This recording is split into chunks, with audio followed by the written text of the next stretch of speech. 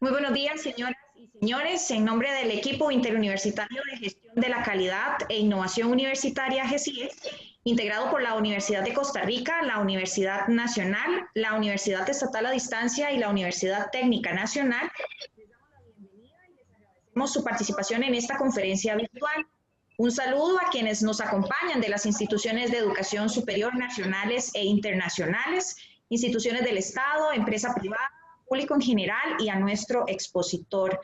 GESIE Costa Rica es un equipo creado en el año 2015 con el compromiso de fomentar una cultura de calidad e innovación en las instituciones de educación superior del país. En ese sentido, uno de nuestros propósitos es promover estrategias y mecanismos de gestión de la calidad que coadyuden en el cumplimiento de los propósitos de la educación superior, el mejoramiento continuo de la gestión y la dinamización de prácticas innovadoras en el quehacer académico. En virtud de lo anterior y como parte de las iniciativas desarrolladas conjuntamente por universidades estatales, hemos planificado este ciclo virtual de conferencias sobre gestión de la calidad e innovación en la educación superior. Para iniciar con la conferencia virtual de hoy, les agradecemos anotar vía chat su nombre y la institución que representa, así como mantener apagados su micrófono y cámara. Posterior a la conferencia, se abrirá un espacio de preguntas, las cuales pueden ir anotando en el chat. Las consultas serán canalizadas por mis colegas María Agustina Cedeño y Cindy Chavarría de la Universidad Nacional, Dani de la O de la Universidad Estatal a Distancia y Esteban Quesada de la Universidad Técnica Nacional. Procedemos con la conferencia titulada Las instituciones de educación superior y la formación profesional del siglo XXI, dictada por el doctor Mario Díaz Villa, quien es académico e investigador en el campo de la sociología del currículum y la pedagogía. Cuenta con una licenciatura en literatura e idiomas, una maestría en lingüística y un doctorado en educación de la Universidad de Londres. Es profesor jubilado de la Universidad del Valle en Cali, Colombia. Ha publicado numerosos libros y artículos en el campo de la educación, en temas como el campo intelectual de la educación en Colombia, la formación académica y la práctica pedagógica, pedagogía, discurso y poder, y el discurso pedagógico, problemas críticos, entre otros. Actualmente investiga sobre el campo curricular en América Latina y acerca del problema de aprendizaje en la universidad.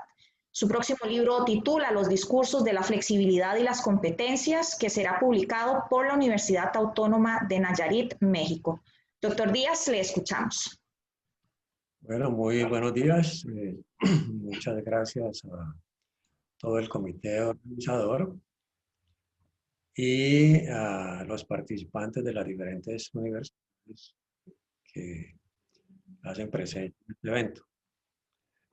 Voy a trabajar de manera breve, digamos, en el tiempo, un tema de mucho interés que tiene que ver con la relación entre las profesiones y la sociedad en el siglo XXI.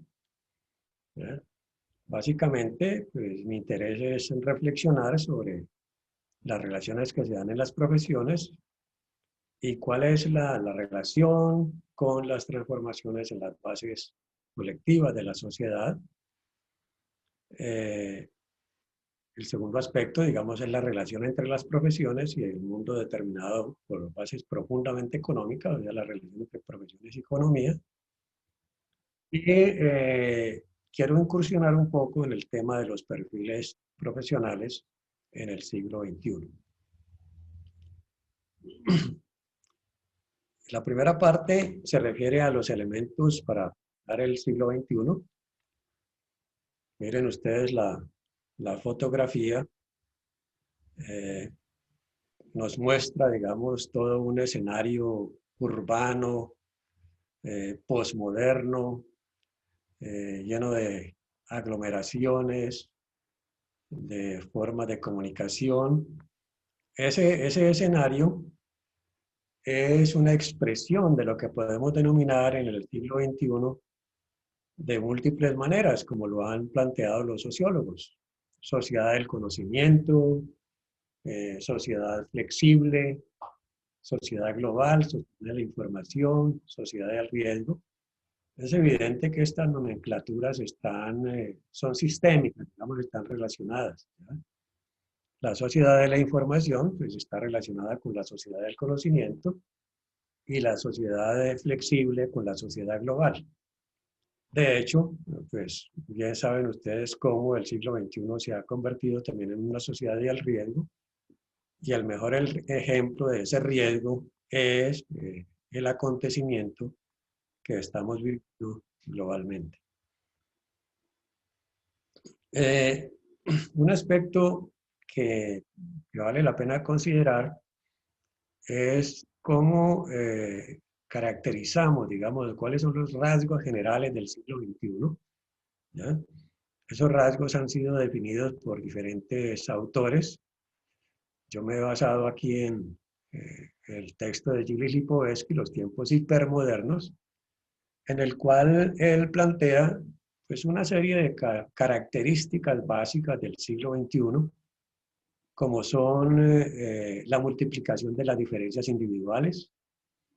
O sea, el individualismo se ha convertido, digamos, en un principio dominante, ¿ya? Pero a ese individualismo le agregamos la multiplicación de las diferencias, el reinado de lo efímero, o sea, las grandes narrativas del pasado ya no existen, todo es fugaz, todo es efímero.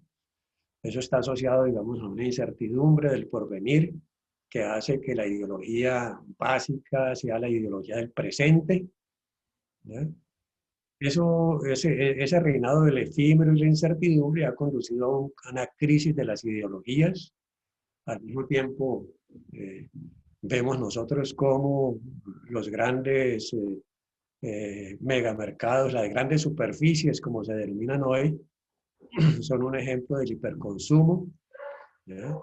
El individualismo elevado al rango de hipernarcisismo, las catástrofes permanentes, la contaminación, una lógica consumista de carácter individual ligada al hipernarcisismo, una comercialización del saber que ha invadido, digamos, la condición de ser de las instituciones de educación superior y una amplia revolución de las tecnologías. Uno diría que estos elementos son sistémicos, están interrelacionados y básicamente plantean una relación muy compleja entre el individuo y la sociedad, entre la diferencia y la homogeneidad, entre lo permanente y lo que cambia, entre la seguridad de lo permanente y la incertidumbre de las formas cambiantes de vida, educación y trabajo. Si quisiéramos examinar, digamos, esos rasgos básicos del siglo XXI que culturalmente los asociamos con lo que se denomina posmodernidad, pues podemos observar, podríamos casi que hacer todo un seminario sobre estos rasgos, pero yo quiero centrarme como en tres rasgos básicos: la ciencia, la política, la ciencia, la educación y la economía, ¿no?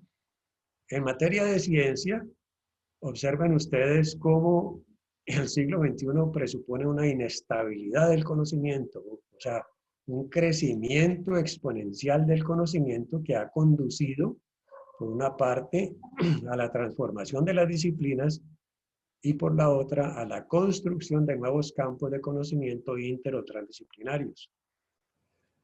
Esa formulación trans o interdisciplinaria pues ha hecho que el conocimiento hoy día se produzca en red. O sea, ya no se produce el conocimiento a partir de una disciplina, sino que la producción es compleja, es una producción en red, es una producción sistémica.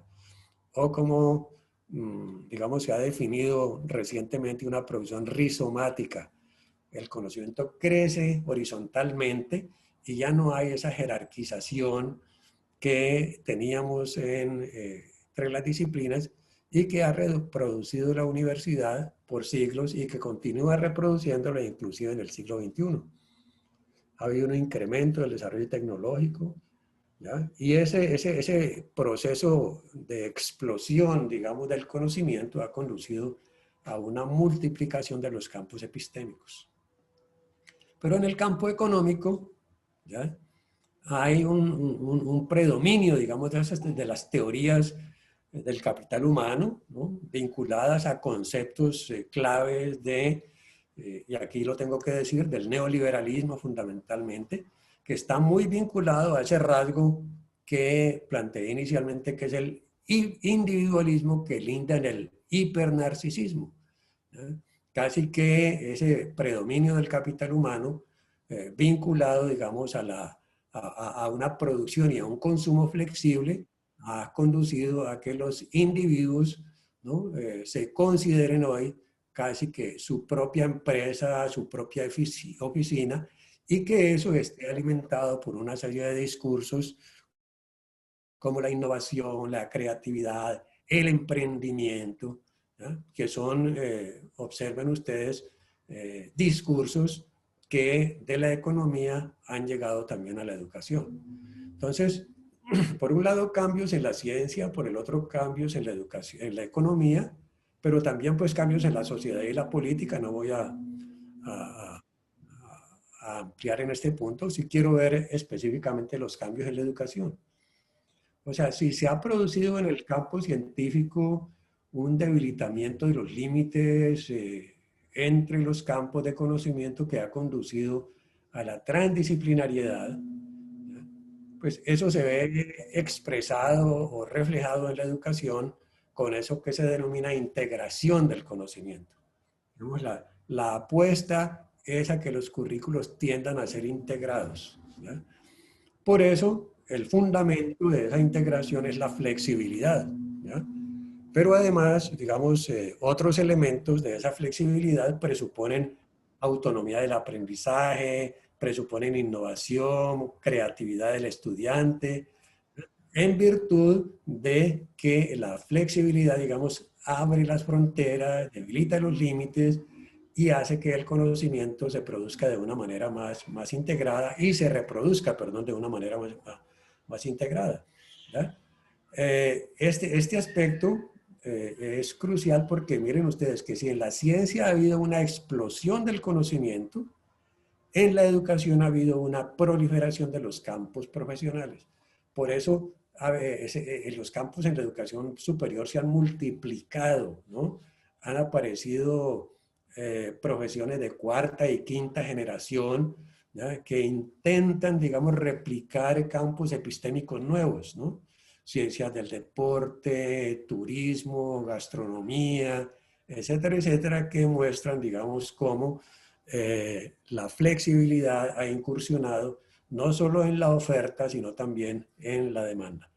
Entonces, la economía está presionando la educación, los cambios de la ciencia están presionando la educación, las políticas de descentralización, los nuevos valores, el pensamiento global, también han incursionado en la educación como políticas que hoy día se consideran relevantes para el desarrollo de nuevos procesos formativos por una parte y por la otra, digamos, para la transformación de los medios de formación que son fundamentalmente los currículos. Por eso, en el siglo XXI no podemos abstraer esa relación de lo profesional, de los campos profesionales, con esos dos elementos que son cruciales, la globalización económica y la posmodernidad cultural. ¿Ya? La posmodernidad ha generado nuevos estilos de vida, ya lo dije atrás, el exceso de individualismo, el hipernarcisismo, donde cada cual se considera el héroe de sí mismo, ¿ya? Y esto ha afectado profundamente la identidad profesional. O sea, las identidades profesionales clásicas, como lo veremos más adelante, yo diría que se debilitaron, entraron en bancarrota y por supuesto han aparecido nuevas identidades profesionales a la luz de los procesos de posmodernización y globalización. Uno de los elementos, digamos, que podemos mirar acá, ¿no?, de las relaciones entre el siglo XXI y eso que se denomina el pensamiento posmoderno,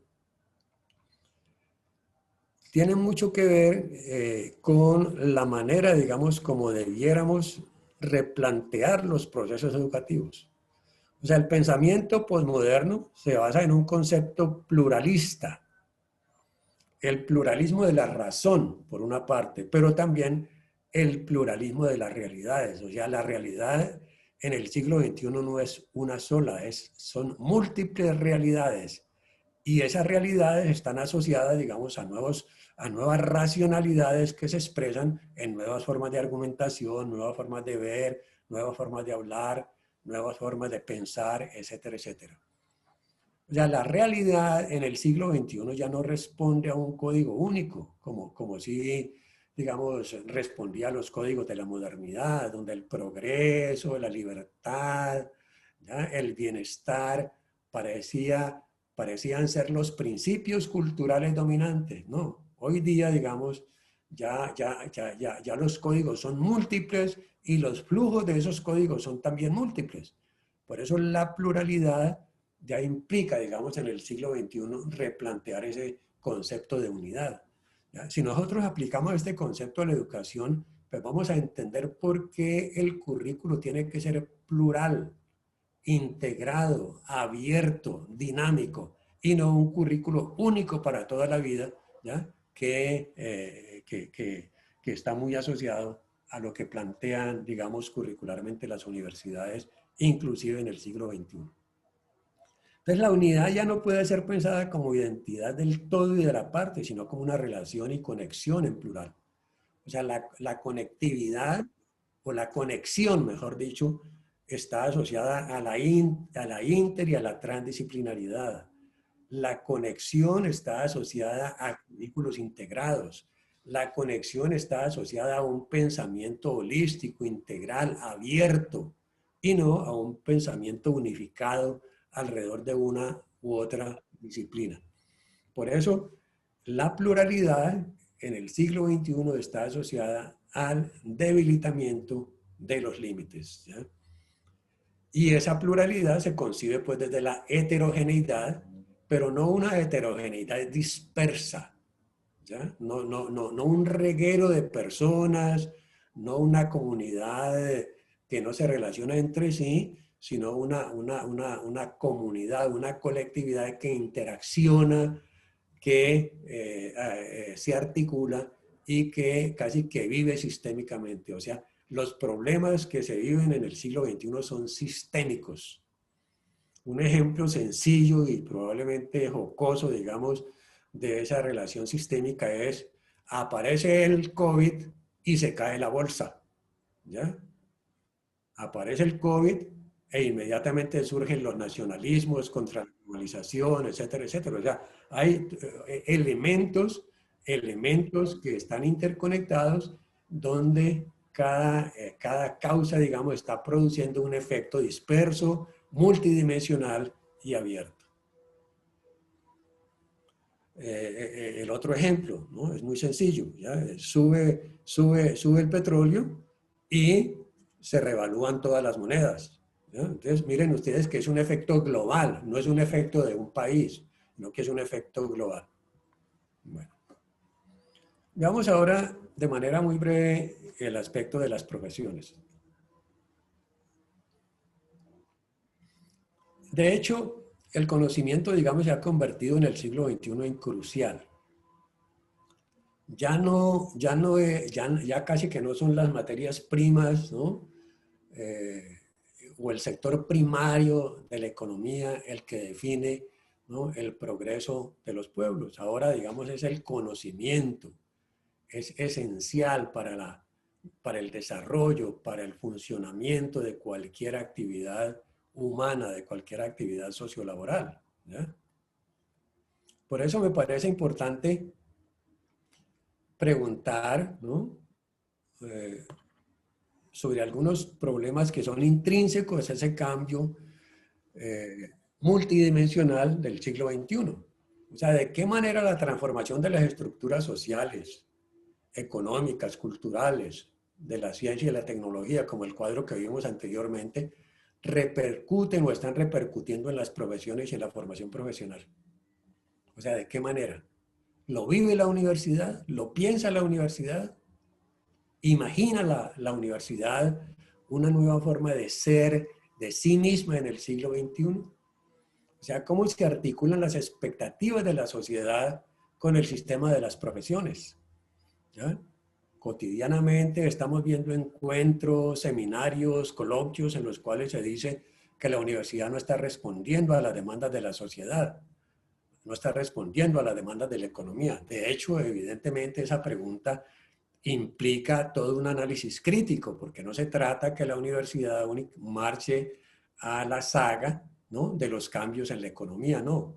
Hay que pensar esos cambios de otra manera. Y eso es lo que tiene que hacer la universidad en lugar de estar anclada, digamos, en el escenario unívoco de las disciplinas.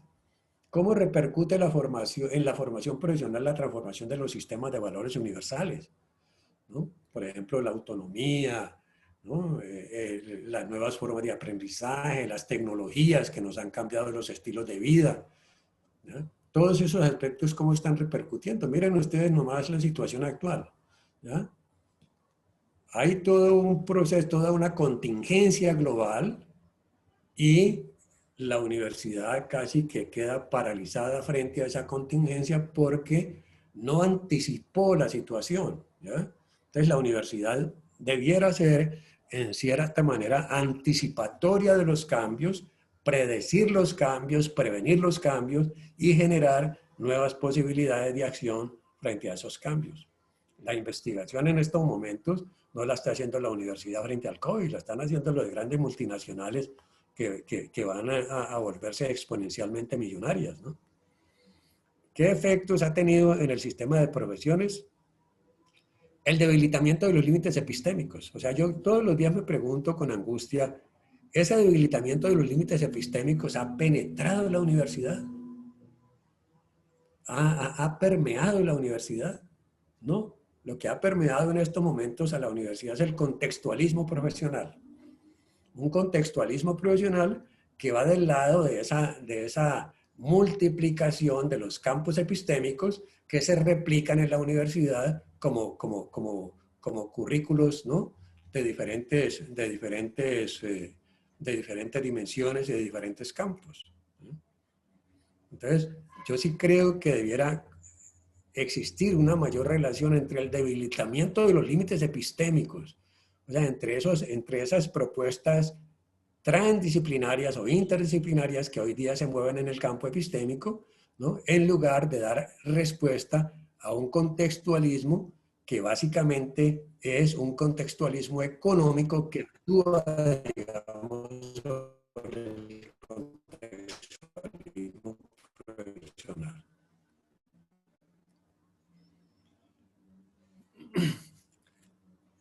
Si uno examina las profesiones, independientemente de que existan, porque una cosa es la identidad profesional y otra cosa es que efectivamente las fronteras en las profesiones ya no sean ni, ya hay zonas intermedias, hay fronteras desplazadas, hay territorios híbridos, hay tecnologías transversales, ¿no?, la robótica, la inteligencia artificial, que han generado, digamos, un profundo cambio en los límites en el conocimiento. O sea, ya el conocimiento como podríamos plantear siguiendo, digamos, a Deleuze y Guattari, el conocimiento ya es rizomático. El concepto de rizoma es una metáfora muy importante para comprender ese crecimiento horizontal en red del conocimiento. De la misma manera que el rizoma se extiende horizontalmente, donde no hay un principio ni un fin, ¿no?, donde uno sabe dónde empieza una rama y dónde termina la otra, ¿no? Los tallos van surgiendo indiscriminadamente y las raíces se van extendiendo horizontalmente. Pues ese diagrama aplicado al conocimiento rompe con el diagrama clásico arbóreo del conocimiento, de que todo era profundamente jerarquizado y que en la parte superior estaban las disciplinas, digamos, jerarquizadas, que eran más o menos la expresión de diferentes ramas, ¿no? Las ramas más débiles eran las disciplinas, digamos, de las ciencias sociales, y las ramas más fuertes las disciplinas de las ciencias naturales. Hoy día el conocimiento no funciona de esa manera. Por eso la importancia que ha adquirido el diálogo epistémico, la transdisciplinaridad. Pero ¿qué sucede frente a la universidad? Encontramos en la universidad que las profesiones son socialmente operativas, están disciplinariamente sistematizadas, están rígidamente, digamos, consolidadas y se cristalizan. ¿Por qué decimos que se cristalizan? ¿No? Se cristalizan como la miel que después de un tiempo largo, ¿no? Se cristaliza, o sea, se sedimenta. Así mismo vemos las profesiones hoy día en la universidad. Unas profesiones sedimentadas cuando los cambios agrícolas, los cambios en la ingeniería, los cambios en la producción han cambiado profundamente. La universidad sigue produciendo profesiones para la modernidad y no profesiones para el siglo XXI. Ahora, si la pluralidad debiera ser el concepto de profesión en el siglo XXI, podríamos decir que su complejidad se define en términos de flexibilidad.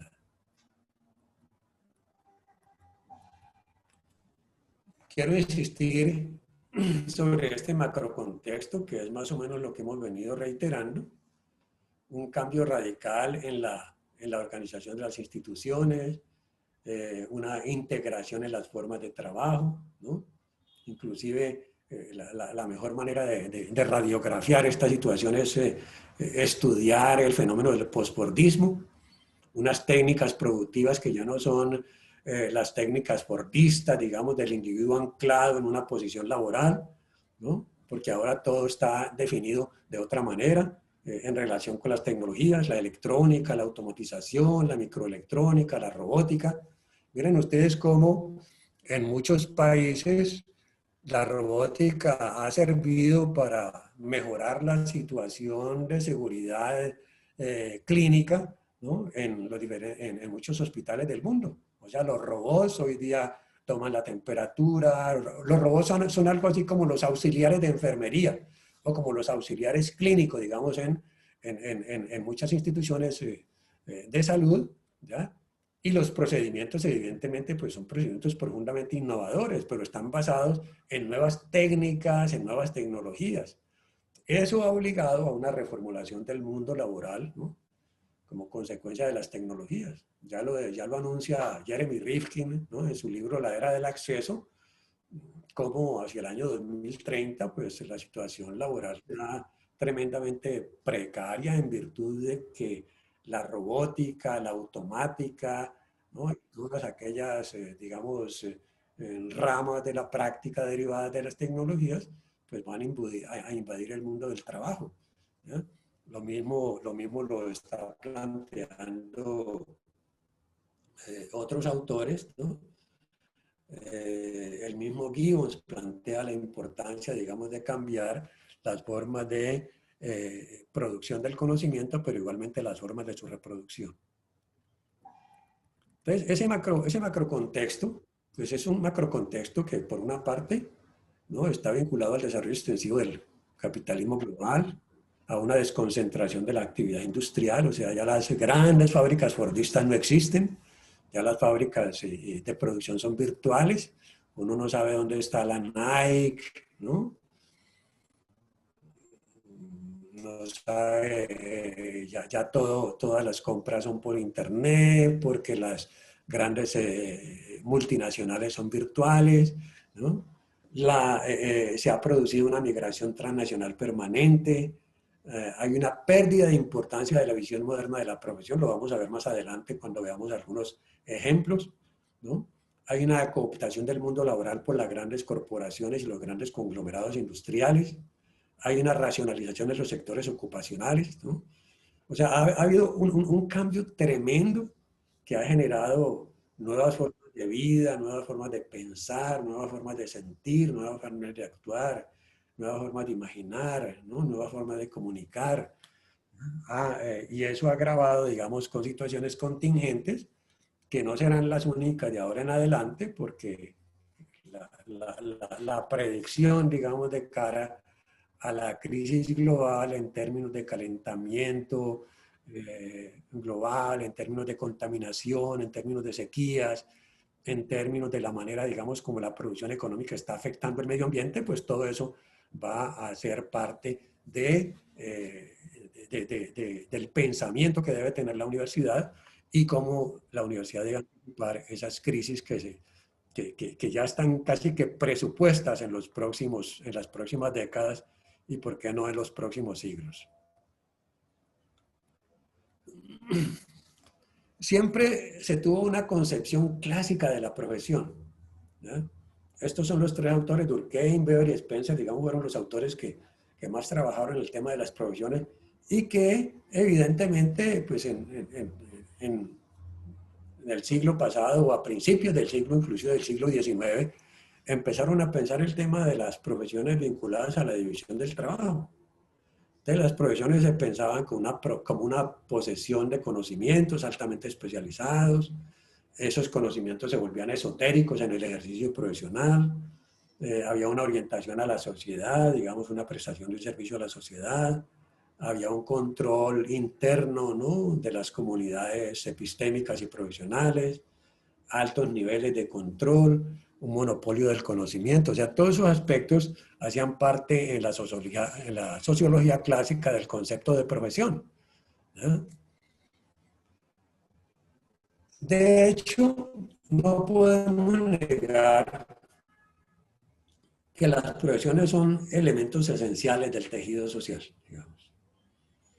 Uno va a la universidad a formarse como un profesional, no solo para mejorar individualmente, tener una especie de movilidad social de orden individual, o indirectamente a los procesos productivos, a los procesos socioculturales, ¿no? Entonces, las profesiones son necesarias, o sea, las profesiones yo diría que son parte de la vida social, ¿ya? Cubren muchos campos de conocimiento, están relacionadas con una diversidad de mercados económicos y simbólicos. Y evidentemente, pues toda su historia las ha consolidado a lo largo de los siglos y la universidad, como un principio conservador, pues todavía mantiene, ¿no?, de una manera indefinida el concepto de profesión. Pero el problema es que ese concepto clásico de profesión ha cambiado radicalmente, ¿ya? O sea, por eso no se puede seguir pensando, digamos, esas características identitarias fijas, ancladas, ¿no?, con una deontología del pasado, ¿no?, con esa fuerte identidad, con ese control colegiado. No, digamos, el planteamiento que hace Ángel Pérez Gómez en su libro La cultura escolar, pues es un planteamiento donde reivindica el concepto clásico de profesión. Pero la pregunta es, ¿por qué la universidad no repiensa qué significa ser un profesional en el siglo XXI? ¿Y cuál sería la naturaleza de las profesiones en el siglo XXI? ¿Ya? Por eso pues, no voy a ahondar más en este aspecto de la forma clásica de las profesiones, sino más bien orientémonos a pensar las profesiones en el siglo XXI. Y para repensar esas profesiones, miren ustedes que tenemos que analizar una serie de problemas que son transversales. La inestabilidad del mercado de trabajo. Yo me quedo impresionado cuando leo programas, digamos, de formación profesional y cuando se analiza los aspectos contextuales ligados a la orientación de la vida laboral de esos futuros profesionales. Los niveles salariales son tremendamente precarios, tremendamente precarios, ¿no? Entonces, eso ha conducido a un declive del estatus económico de las profesiones. Miren ustedes una profesión liberal como la medicina, ¿no? El médico era un personaje esotérico, ¿no? Era una especie de sacerdote de la salud en la sociedad, un personaje sagrado, ¿ya? Hoy día es un asalariado más, ¿no?, que con la pandemia ha sido corrido por todas partes, ha sido perseguido, excluido. O sea, ha habido un cambio total de la percepción que se tiene, no solo de la profesión, sino de ese profesional, ¿ya? Entonces, las nuevas condiciones de ejercicio laboral son muy precarias, por ejemplo, en el campo de la salud.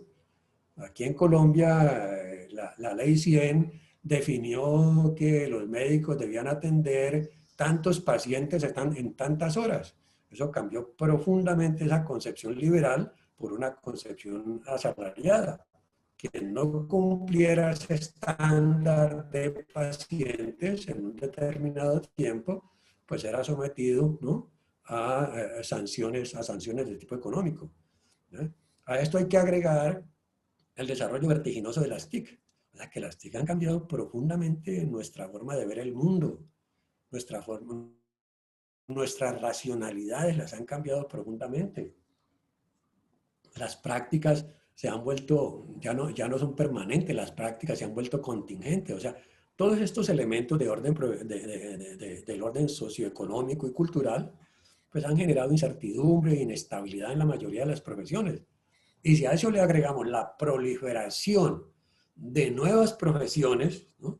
Pues es evidente que el mercado laboral de los profesionales que están egresando hoy día son tremendamente precarios, tremendamente inciertos, lo cual obliga, digamos, a redefinir las características propias de cada profesión.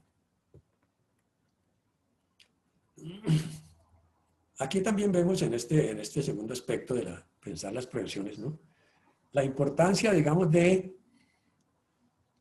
examinar los campos de saberes y prácticas de las profesiones, ¿ya?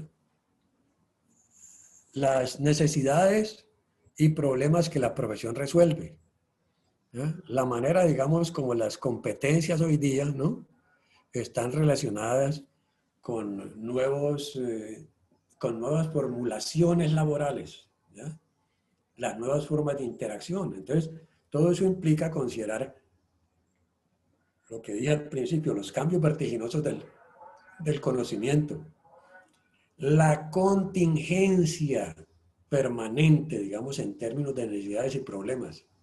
O sea, el profesional debiera estar preparado para la contingencia, no para una estabilidad supuesta que ya no existe, ¿ya?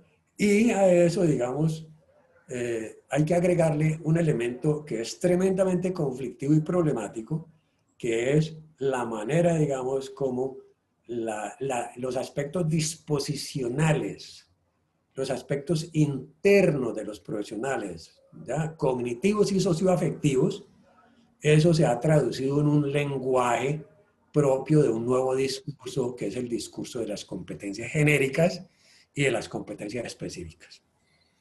Por eso, casi que la demanda del mercado hoy día es tener un profesional genérico, supracontextual, pero capaz de movilizarse en la dinámica de diferentes contextos.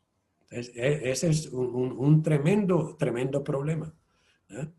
Por eso, casi que el llamado urgente, digamos, a la luz de ese orden de las competencias genéricas y específicas, es casi que ya no es aprender a hacer en un contexto, sino aprender a estar en un contexto, ¿ya? Yo puedo ser hoy día ingeniero, pero las circunstancias me obligan a aprender a estar en otros contextos y a aprender a hacer, a saber, a pensar de otra manera en esos nuevos contextos que son contextos básicamente laborales o ocupacionales. Entonces, miren ustedes, ya para concluir este segmento, ¿qué significaría repensar las profesiones en el siglo XXI? Implicaría reflexionar sobre sus estructuras fragmentadas o segmentadas y diferenciadas. Yo creo que eso sería parte de la política institucional de las universidades. Vamos a repensar esas estructuras curriculares que forman profesionales, que son estructuras fragmentadas, segmentadas y diferenciadas, ¿no? Y el segundo aspecto, digamos, es pensar las relevancias e impactos, ¿no? De cómo, digamos, las nuevas competencias que se plantean y que se han vuelto hegemónicas, ¿no? Cómo esas competencias tienen una relevancia y un impacto sobre la forma de ser y hacer de los futuros profesionales. O sea, ¿qué es lo que deben internalizar? ¿Qué principios, qué discursos y qué prácticas deben internalizar los futuros profesionales en el escenario del siglo XXI? Entonces, finalmente, digamos, ¿qué implica ese repensamiento de las profesionales, ese repensar las profesionales? Volver a analizar las características propias de los campos profesionales. y decir, ¿esos campos profesionales se conectan con otros campos o son campos aislados, autónomos, autárquicos, ¿no? Autopoyéticos, ¿no? Examinar la organización social del trabajo, de formación, me parece también importante. O sea, ¿cuáles van a ser las nuevas posibilidades de orden pedagógico que van a integrarse al proceso formativo? ¿Ya? ¿Qué competencias, qué modalidades de relación, de percepción, de identidad, ¿no? deben generarse para generar una nueva cultura académica, una nueva forma de práctica, ¿no? Para que los estudiantes sean visionarios, sean innovadores, pero no innovadores para el mercado, sino innovadores al servicio de las causas sociales, de las causas culturales y de las causas, digamos, de aquellos que de una u otra manera nunca han podido ingresar al sistema de la educación, los excluidos de la educación.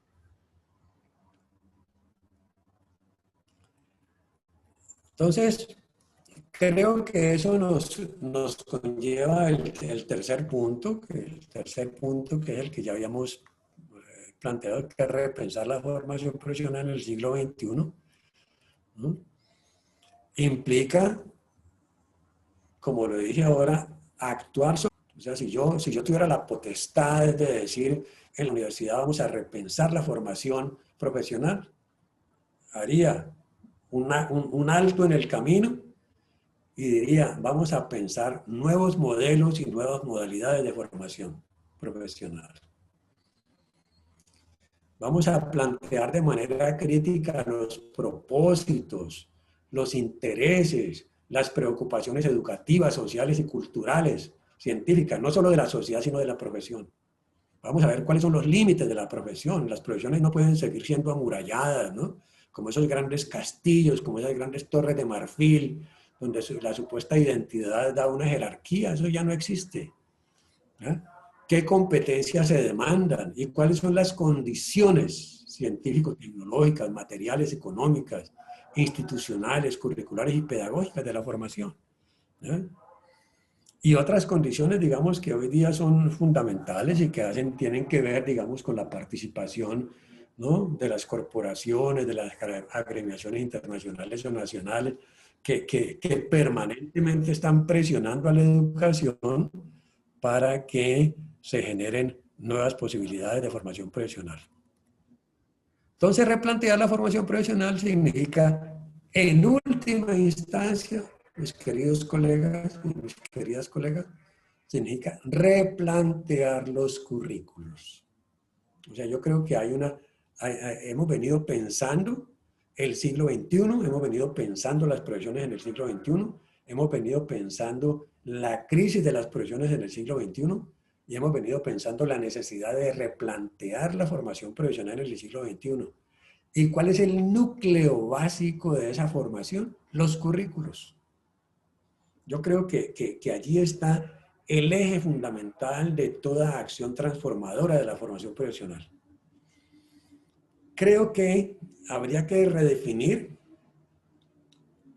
la relación entre currículo e investigación. O sea, ¿cómo podríamos lograr hacer de la investigación un principio formativo básico? ¿Cómo podríamos redefinir esas prácticas instruccionales, ¿no?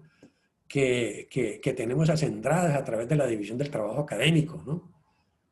¿Cómo replantear la relación entre la teoría y la práctica para que no haya una muralla entre esos dos campos, sino que haya una conexión, una articulación, y que el aprendizaje, digamos, esté mediado por esa relación entre problemas y conocimientos? Entonces se requiere, yo diría, una transformación estructural. Y si vamos a plantear los currículos, pues evidentemente tenemos que deconstruir los programas de formación profesional. Piensen ustedes en este momento en su universidad.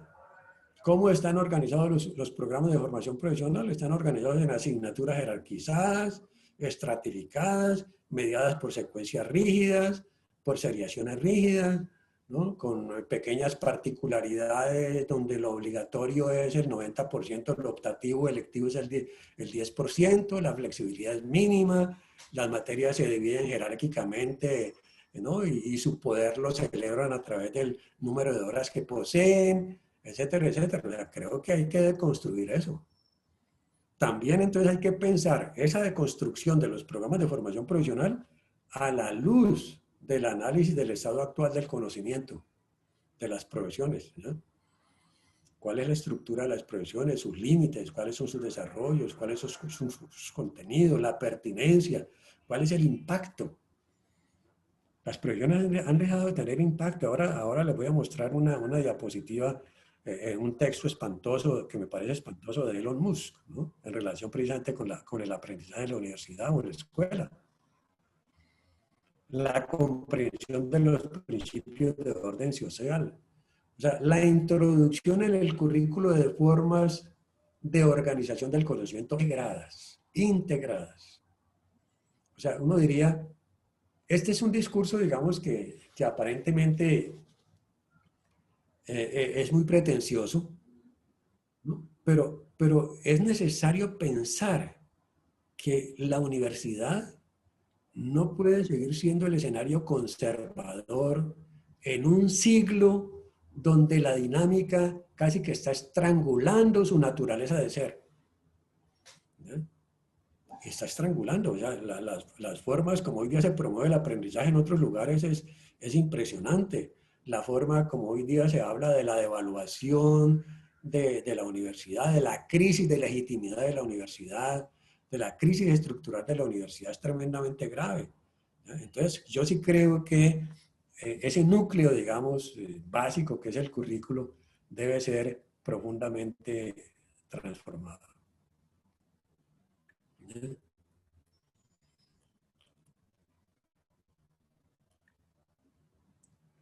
Hace parte de esa reorganización los arreglos internos de la universidad, ¿no? La excesiva conocimientos especializados que se emplean en currículos recargados. En Colombia decimos currículos repletos, ¿no? Que ya no les cabe una materia más, ¿no? En detrimento de una formación integrada e integral. La pregunta es, y esto parece un poquito esquizofrénico, me excusan la expresión, ¿cómo puedo hacer yo formación integral con un currículo de 70 materias o de 60 materias? ¿Cómo puedo hacer yo formación integral con una presencialidad de 7, 8, 9 horas de clase? ¿Ya? ¿Cómo puedo hacer formación integral con esos currículos recargados, ¿no? Que en su retórica hablan de flexibilidad, pero en la práctica, digamos, se parecen a los currículos medievales, digamos. El replanteamiento de la formación en el tiempo y el espacio. Miren ustedes la situación actual. Ha cambiado el espacio de formación y han cambiado los tiempos de formación. El gran lío es que ahora el tiempo de formación ha sufrido una carga doble para el estudiante y una carga doble para el profesor. O sea, no se ha logrado equiparar la relación entre conocimiento y formación, porque pareciera que la formación dependiera de la cantidad de conocimientos y no de la forma como estos impactan mi pensamiento, ¿no? Impactan mi imaginación, mi creatividad, mi capacidad de innovación. Entonces, por todo esto, las instituciones de educación superior deben adoptar estructuras flexibles que permitan encarar crítica y creativamente el devenir incierto de los tiempos postmodernos. Veamos brevemente entonces nuestra síntesis. Las nuevas realidades económicas, la innovación tecnológica, la proliferación de las profesiones, esa proliferación de nomenclaturas que uno ya no sabe realmente qué es la profesión, ¿no? La ingeniería ha dado para todo y la administración ha dado para todo. Y hoy encuentra uno programas como ingeniería administrativa, que me parece más, a mí me excusan, un gancho para obtener, digamos, estudiantes, ¿no? Porque ¿qué es la ingeniería administrativa? ¿No? ¿O qué es la ingeniería financiera? ¿No? o qué es la ingeniería económica, como ocurre en algunos países de América Latina, ¿no? Donde existen ese tipo de programas. O sea, cómo replantear el perfil, digamos, de ese nuevo profesional. Es un perfil flexible, dinámico, abierto y no enclavado en una nomenclatura, ni en una nomenclatura de una disciplina o de una profesión. O sea, mucho más plural el enclavamiento, digamos, en las profesiones, porque las profesiones son múltiples, diversas, o sea, el crecimiento de las profesiones a veces parece al crecimiento del conocimiento, pero es por la vía social, no por la vía del conocimiento. Miren, ejemplo, aquí tenemos un ejemplo claro de lo que se vende hoy como de profesionales del siglo XXI. Distinguir entre habilidades blandas y habilidades duras, ¿no? Y si ustedes miran allí brevemente el texto, creatividad, colaboración, adaptabilidad, más que conocimientos, son casi que competencias, ¿no?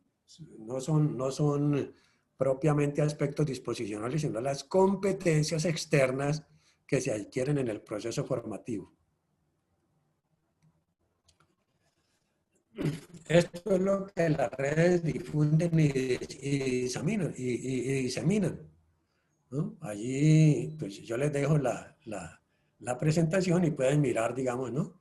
Todo lo que vende el mercado, todo lo que vende las redes, ¿no? 30 profesiones del futuro, las 10 profesiones que arrasarán en el siglo XX, ¿no? O sea, todos estos aspectos nos están mostrando la gran dificultad que tiene la universidad frente a un mercado que se convierte en hegemónico y que evidentemente pues está casi que cercando los destinos los destinos de la universidad.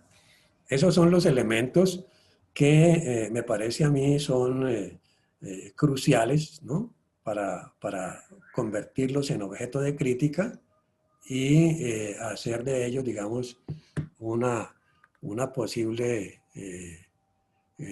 objetos de análisis y discusión. Muchas gracias. Examinemos ahora. Miren este ejemplo, que a mí me parece impresionante. Miren lo que dice Elon Musk, ¿no? Hace poquito en una conferencia del año 2020. Dice, I think college is basically for fun, ¿no? Yo pienso que la escuela, digamos, es básicamente para pasarla rico y para probar que usted puede hacer sus tareas. Y miren lo que dice y lo que agrega, pero ellas no son para el aprendizaje. O sea, la escuela no es para el aprendizaje. Lo pregona un hombre que es multimillonario y que hoy día, digamos, pues está emprendiendo, ¿no? Viajes interplanetarios. Dice, usted puede aprender cualquier cosa gratis. O sea, ¿qué mensaje está aquí? O sea, ¿qué mensaje?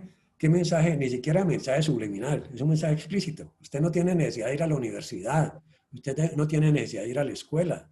Usted puede aprender cualquier cosa en cualquier lugar. ¿Ven? La escuela dice es para hacer las tareas y para pasarla rico, ¿no? ¿Ya? Pero no es para un lugar para aprender. ¿Ya? Luego, miren esto otro que se vende también a la juventud. Disfruta cada día porque lo único seguro es el hoy.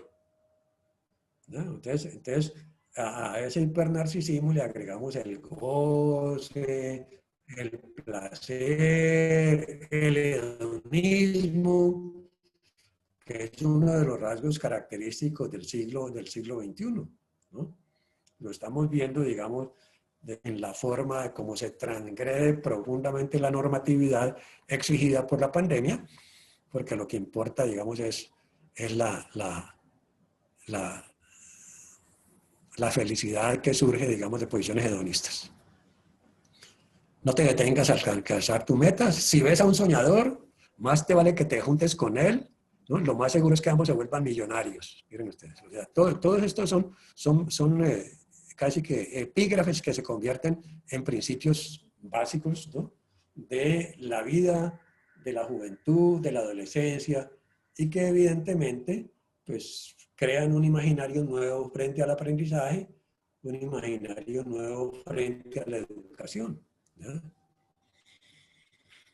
Ahora, ¿cuáles son las características del siglo XXI en relación con ese gran lenguaje que se predica hoy, ¿no? Casi que religiosamente, el lenguaje de las competencias, digamos, ¿no? Aquí observan ustedes un conjunto de competencias que ya casi no tienen mucho que ver con el conocimiento, sino con la capacidad de interacción, capacidad de manejo de personal, conocimiento de finanzas, capacidad gerencial, adaptación a los cambios, habilidad para actuar como líder, liderazgo, capacidad de razonamiento, habilidades de comunicación verbal, conocimientos de informática, conciencia ambiental. Miren ustedes, o sea, todas esas competencias casi que nos están alejando un poco de uno de los sentidos básicos de ser de la universidad, como es el conocimiento. Por otra parte, digamos, se presentan, ¿no?, toda una serie de aspectos que hacen parte del campo laboral, pero que se trasladan al campo educativo, ¿no? Flexibilidad, creatividad, autonomía, emancipación individual, realización individual, competencia, interacción, autoorganización. O sea, si yo veo todos estos rasgos o todas esas supuestas competencias, pues es evidente que me convierto yo en mi propio capital, en mi propio empresario, en la persona que rige sus destinos, ¿no? Y que puede, digamos, conseguir fácilmente el éxito sin necesidad de ir a la universidad teniendo esas características, ¿no? Eso coincide con los tiempos modernos, ¿no? Todas estas características coinciden con eso que denomina Lipovetsky el hipercapitalismo, ¿no? La hiperclase, la hiperpotencia, el hiperindividualismo, el hipermercado. ¿Bien? Bueno. Estos son igualmente, Boltanqui y Chiapello tienen un excelente libro que publicaron en el año 2002 que se llama El nuevo espíritu del capitalismo. Y miren ustedes cuáles son las competencias que ellos, ¿no?, que debe desarrollar todo aquel que ingrese al mundo laboral contemporáneo, ¿no? Autonomía, espontaneidad, movilidad, capacidad rizomática, convivencialidad. Y miren ustedes, por ningún lado aparecen aspectos relacionados con el conocimiento. Más bien aptitud para aprender y adaptarse, atracción por lo informal, búsqueda de contactos impersonales. Entonces, o sea, ¿por qué se ha ido derivando hacia allá? O sea, la universidad ha entrado en esto, ¿ya? Hoy día los currículos son formulados en términos de competencias, no por competencias, como se dice, ¿ya? Y eso ha conducido a un perfil, ¿no?, que es un perfil nuevo, un perfil relacionado con la formación profesional contextualizada, que me parece a mí son cruciales, ¿no?, para mirar cualquiera de los campos, el campo económico, el campo agrícola, el campo social, el campo cultural, etcétera, etcétera. Quiero básicamente resumir aquí mi conferencia planteando, digamos, como 3 aspectos que son básicos para pensar la formación profesional y sus ingredientes básicos, los currículos. Ha habido una transformación económica, ha habido una transformación tecnológica y ha habido una transformación social crucial en el siglo XXI. ¿A qué ha conducido eso?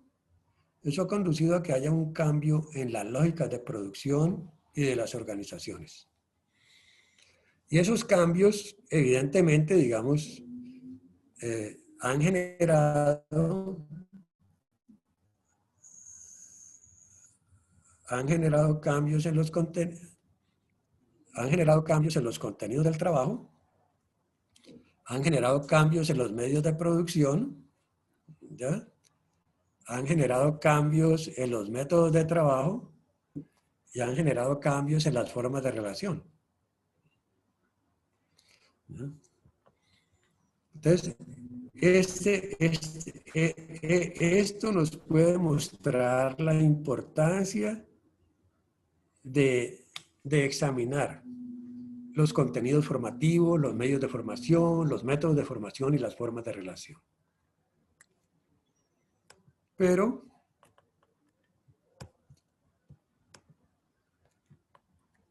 se pegó allí la presentación. Oye, Mariela. Así le da escape, Mario, y la vuelve a reiniciar. No, es que se pegó aquí la presentación. ¿La reinicio? Sí, la puede reiniciar y Ay, no me deja, mira. la diapositiva en donde quedó. No me deja.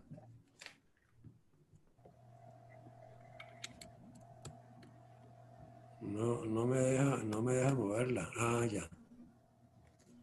Un momentico. Ya se movió. Ah, Ya se movió. Ya. Ahora, ¿cuáles son, de cara, digamos, a estos cambios en las lógicas de producción y de las organizaciones, ¿ya? ¿Cuáles son hoy día las exigencias del mercado de trabajo? Se requieren cualificaciones organizacionales, cualificaciones personales y cualificaciones educativas. ¿Y cuáles son las competencias que se exigen para el ejercicio profesional? A mí me parece que este planteamiento, digamos, trasciende un poco esa lógica del contextualismo, ¿ya? Y nos pone en la vía de pensar la formación profesional de otra manera. Yo creo que estas competencias, que son macrocompetencias vistas de otra forma, pueden conducir a reexaminar los currículos. O sea, un profesional debe desarrollar evidentemente la competencia epistémica, porque la competencia epistémica está ligada a la comprensión del mundo, a la comprensión de la ciencia, a la comprensión del conocimiento. O sea, por eso los currículos debieran estar centrados, esa competencia epistémica debiera estar relacionada, por ejemplo, con la investigación. ¿Cómo se accede al conocimiento? ¿Qué conocimientos? ¿Por qué la pertinencia de esos conocimientos? Evidentemente una competencia contextual, porque bueno, para algo me van a servir esos conocimientos, para aplicarlos en cualquier lugar. Una competencia modal y una competencia personal. Creo que esas competencias son clave, digamos, para replantear el ejercicio profesional, ¿ya? A grandes rasgos he planteado, pues, como unos aspectos que están articulados: el siglo XXI, las profesiones en el siglo XXI, el concepto que debe transformarse de profesión en el siglo XXI, las competencias que demanda el mercado y la manera como la universidad debiera, digamos, replantear el mismo concepto de competencia. O sea, replantear el concepto de competencia, no ir de la mano de ese concepto objetivista y objetivo de competencia, sino más bien volver sobre esas particularidades del ser, volver sobre esa individualidad del ser, para que efectivamente la condición de ser profesional sea una condición crítica, reflexiva, analítica, y que evidentemente esté mediada por algo fundamental, y es un currículo completamente transformado. Hasta aquí mi presentación. Yo les agradezco mucho el tiempo que han tenido y entonces pasamos al momento de las preguntas, ¿no? Muchas Mariela. gracias al doctor Díaz por su disertación y también pues agradecemos a todos ustedes las múltiples preguntas y comentarios que tenemos en el chat. Vamos a abrir un breve espacio de 20 minutos para las consultas y comentarios que, como les mencionaba, se han realizado mediante el chat, y para ello cedo la palabra a mis colegas María Agustina Cedeño, Cindy Chavarría de la Universidad Nacional y Dani de la O de la Universidad Estatal a Distancia, quienes nos canalizarán las consultas o algunas consultas y comentarios que se han realizado mediante el chat. Compañeros, compañeras.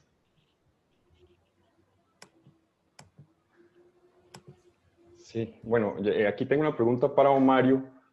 Bueno, primero agradecerle a don Mario por su presentación. Para Mario. Para Mario. Sí. Bueno, la pregunta dice, de parte de Victoria, ¿qué criterio le merece ofertar carreras transdisciplinares desde la perspectiva de Galvani? y de Pineo, por respecto a los pilares de la transdisciplinariedad. Ten la bondad de repetirme la pregunta, que no la escuché muy bien. Ok. ¿Qué criterio le merece ofertar carreras transdisciplinares desde la perspectiva de Galvani y de Pineo con respecto a los pilares de la transdisciplinariedad? Sí, la primera partecita era ¿qué criterios qué? Le merece ofertar carreras. Le merece ofertar. Ajá. ¿Qué Sí. criterio le merece? El ofertar carreras O sea, transdisciplinares. sí, ya entiendo, sí. Mira, precisamente mi discurso ha venido orientándose a mostrar la importancia que el principio de transdisciplinariedad ha generado en la transformación de los currículos de formación, ¿no? O sea, la transdisciplinaridad presupone la hibridez. La transdisciplinariedad presupone algo así como un mundo líquido del conocimiento. O sea, donde básicamente la articulación, la integración, ¿ya?, de los nuevos discursos que surgen en el ámbito epistémico no pertenecen a ningún campo de conocimiento. Esa es la gran ventaja, digamos, y allí comparto un poquito las posiciones relacionadas con el pensamiento complejo, ¿ya?, que hacen una crítica grande, digamos, a la fragmentación, al pensamiento unívoco, al binarismo, ¿ya? Y hacen de la transdisciplinariedad pues un potencial muy grande para pensar de otra manera. Evidentemente, si eso lo trasladamos al currículo, pues es evidente que la transversalidad, porque yo distingo entre transdisciplinaridad y transversalidad, ¿ya?, la transversalidad curricular sería crucial. ¿Para qué? Para que los procesos de aprendizaje no estén centrados en una asignatura, sino que estén centrados en una multiplicidad de problemas que son claves, ¿no?, en el mundo, problemas que son transversales y que pueden ser resueltos, digamos, integradamente en el currículo o, en términos disciplinarios, pueden ser resueltos transdisciplinariamente. Este planteamiento no es nuevo, digamos, ya desde finales del siglo XX, pues autores como Nicolescu, ¿ya?, y otros han venido planteando el tema, y quizás desde la perspectiva, digamos, del psicoanálisis, el planteamiento que hacen Deleuze y Guattari, ¿no?, en términos de lo que denominan el pensamiento rizomático. El pensamiento rizomático es un pensamiento que es un pensamiento horizontal, que no reconoce jerarquías disciplinarias, que se conecta, porque Deleuze y Guattari dicen los conceptos están articulados, los conceptos no son unívocos, los conceptos surgen en una red de conceptos. O sea, cuando yo produzco un concepto, en ese concepto habitan múltiples conceptos. Entonces me parece que es muy importante empezar, y estoy de acuerdo contigo, empezar a pensar en la necesidad de construir currículos integrados. Oye bien, currículos integrados, no transdisciplinarios, porque me parece un contrasentido hablar de currículos transdisciplinarios. La transdisciplinaridad pertenece al campo de producción de conocimiento, al campo de la investigación. ¿Ya? El currículo pertenece al campo de su reproducción. Entonces, sí generar en la universidad currículos transversales, que efectivamente repliquen metafóricamente lo que sucede en el campo de producción del conocimiento, donde hoy día la transdisciplinaridad es un principio básico de generación y producción de conocimiento. Muchas gracias, Mario.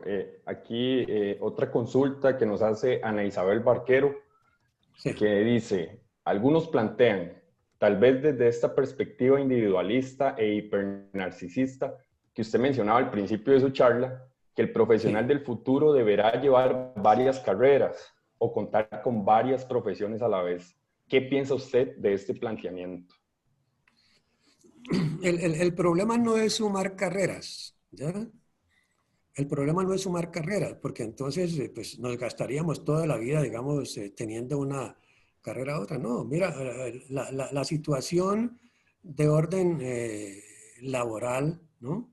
Hoy día, y eso ha sido planteado por los sociólogos, ¿no? Por muchos sociólogos que dicen que hoy día, digamos, esta es la situación que los profesionales cambian hasta 3 y 4 veces de profesión y hasta 6 y 7 veces de ocupación, ¿ya? Entonces, me parece que el problema no es, como te digo, sumar carreras, ¿no?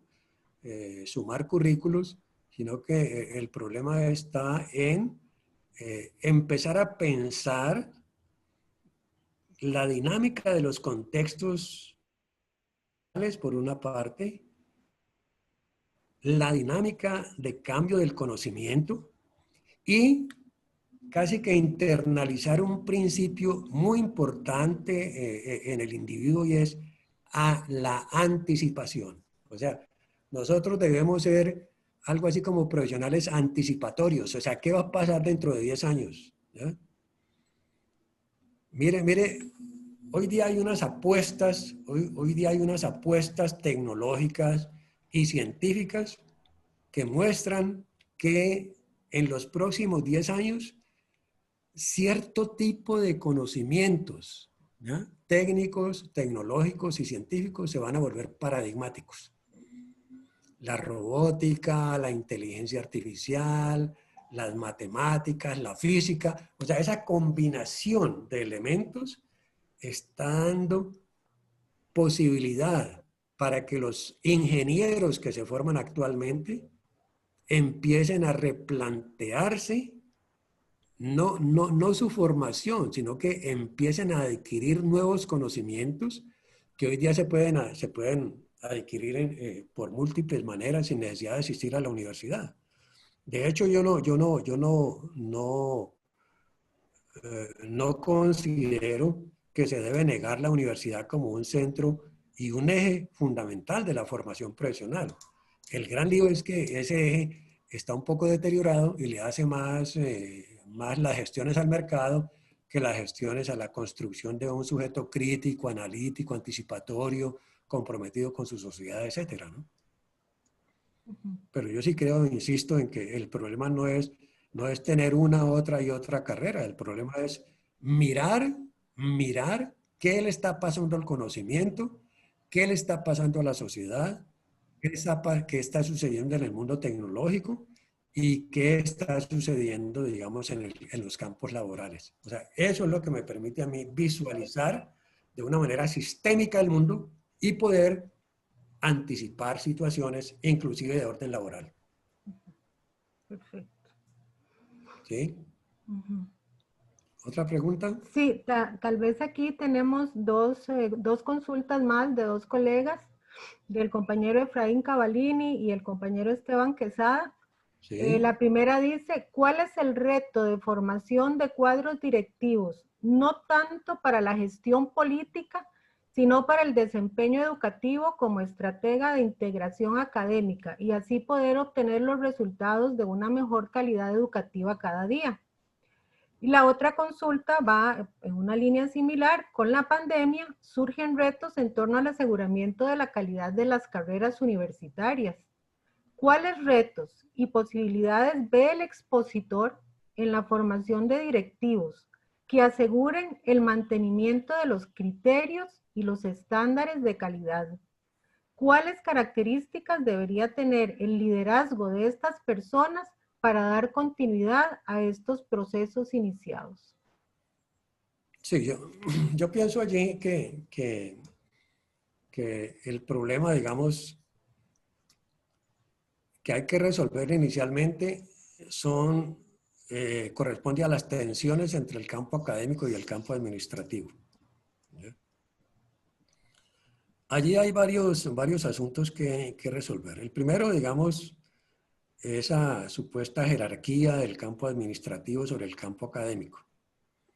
El segundo es la manera como los actores académicos, por arte de magia o por arte, digamos, de las relaciones de poder, devienen, ¿no?, circunstancialmente y contingentemente, devienen actores administrativos, ¿ya?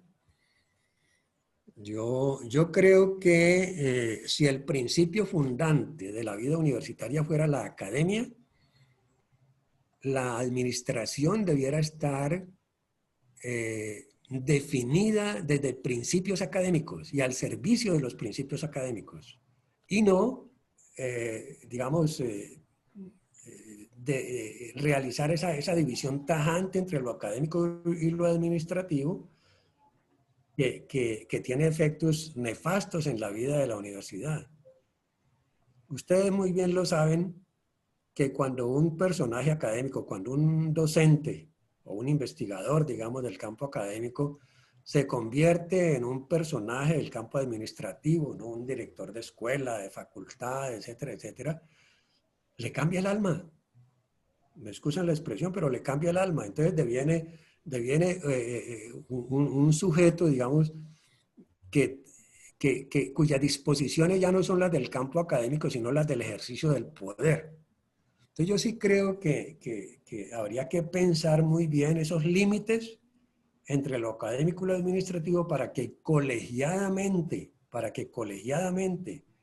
se definieran cuáles son las características administrativas que desde la academia requiere un proceso formativo, un proceso investigativo nuevo ligado a la construcción de nuevos horizontes universitarios, ¿ya?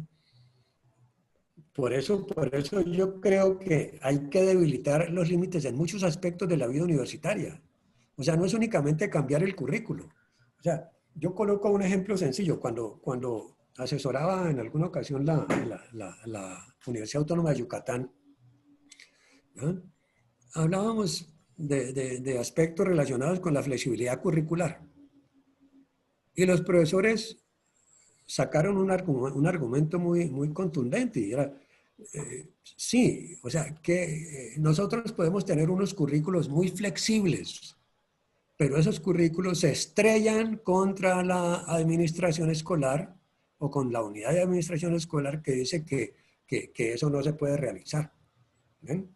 Y no se puede realizar, ¿por qué? Porque si yo cambio las asignaturas, si yo incremento, digamos, la flexibilidad, ¿no?, así sea instrumental en términos de que el estudiante pueda escoger mucho más asignaturas, pues es evidente que eso va a cambiar la programación que ya está establecida, ¿no? Una cosa es la matrícula cuando las asignaturas son 10, 5, 6, 7 materias, ¿no? Simplemente se hace clic y la impresora bota el registro del estudiante, pero cuando un estudiante elige una cosa, el otro elige otra, el otro elige otra, es evidente que eso genera algunos problemas administrativos. Y si a eso le agregamos, digamos, el poder que tiene, el poder de veto que tiene la administración frente a los procesos de flexibilización, pues tenemos severos problemas ahí. Entonces me parece que se debiera iniciar en términos muy prácticos con seminarios permanentes de reflexión sobre la vida académico-administrativa de la universidad. Porque no es ahora, digamos, empezar a generar todos los cambios. Vamos a generar cambios curriculares. ¿Qué sentido tiene que generemos cambios curriculares si no generamos cambios en las relaciones entre lo académico y lo administrativo? ¿No? Entonces, por eso yo pienso que hay que subvertir todo ese orden retórico que tienen las universidades. O sea, las universidades hoy día, si uno lee un proyecto educativo de una universidad, cualquiera de América Latina, pues son super proyectos, ¿no?, que van a generar personajes críticos, analíticos, comprometidos con su sociedad, investigadores, personas de bien, ciudadanos, etcétera, etcétera. Esa es la retórica, ¿no? Una retórica tremendamente progresista, pero en los currículos siguen siendo anacrónicos, no cambian hace 15 años, etcétera, etcétera. Y entonces estamos hablando de formación integral. Entonces, yo sí creo que lo primero que hay que hacer es instaurar en la universidad ese diálogo de saberes. Y ese primer diálogo, y el primer aspecto de ese diálogo de saberes es el diálogo entre lo académico y lo administrativo, siempre y cuando prime el principio académico sobre el principio administrativo. Sí. Un poquito radical mi respuesta, pero creo que es la única manera de cambiar la universidad, ¿no? Sí, don Mario, con respecto a eso, digamos, hay comentarios que han estado en torno al tema de esa dinámica entre lo académico y lo administrativo, entre la estructura presupuestaria y la estructura administrativa. Yo quisiera tal vez plantear aquí uno de los comentarios de uno de los compañeros Sí, claro. Sí. Que está, él señala, dice, las universidades están en la disyuntiva de responder a las demandas del mercado, responder a las necesidades de la sociedad. Además, para actualizarse se requiere que los feudos internos de cada profesión, vistas como escuelas, abandonen sus prácticas de defensa y se abran a la innovación y a la transformación. El compañero García de la Universidad de Costa Rica está planteando comparto, en cierta manera comparto ese punto de vista. ¿Ya? Es que, miren, no lo digo yo, lo dice ya la literatura sociológica sobre la universidad. Lean el texto de Tony Becker. ¿Ya? Tiene un texto interesantísimo y su título es tremendamente diciente, ¿no? Dice, tribus y territorios académicos. O sea, la universidad es básicamente tribal, ¿ya? Como decía el colega, feudal, ¿ya? Cada cual defiende sus feudos. Entonces, es evidente que si nosotros debilitamos los límites, se debilitan las relaciones de poder y entramos en procesos colegiados, socializados, participativos, colaborativos y no meramente en procesos burocráticos, ¿ya? Yo diría que la universidad no está hecha para esa democracia representativa, ¿no? La universidad debe estar hecha para la democracia participativa. Y son los conglomerados académicos, digamos, los que en última instancia debieran definir los destinos administrativos de la universidad. No porque ellos sean los capaces, sino porque el principio académico es el que debe regir los destinos de una universidad. Bueno, ¿qué otra pregunta? ¿O qué otro comentario? Creo que ya cerramos acá, don Mario. Agradecemos a todas las personas sus comentarios y preguntas, y de igual manera a María Agustina y a Dani, quienes nos ayudaron con esta gestión de preguntas y comentarios. Concluimos de esta manera la conferencia, no sin antes agradecerle nuevamente al doctor Díaz su anuencia de acompañarnos y a todos ustedes su participación. Buenos días y muchas gracias. Una última aspecto, Mariela. Sí. Don Mario, lo escuchamos. Y es que si hay preguntas, te rogaría el favor que me las remitieras por correo y yo las respondo, ¿no? O sea, me indican el correo de la persona y yo respondo la pregunta. De acuerdo, gestionamos de esta manera las preguntas y los comentarios que se nos quedaron por fuera, Mario. Muchas gracias. Ok, perfecto. Muy bien. Gracias y buenas tardes a todos ustedes.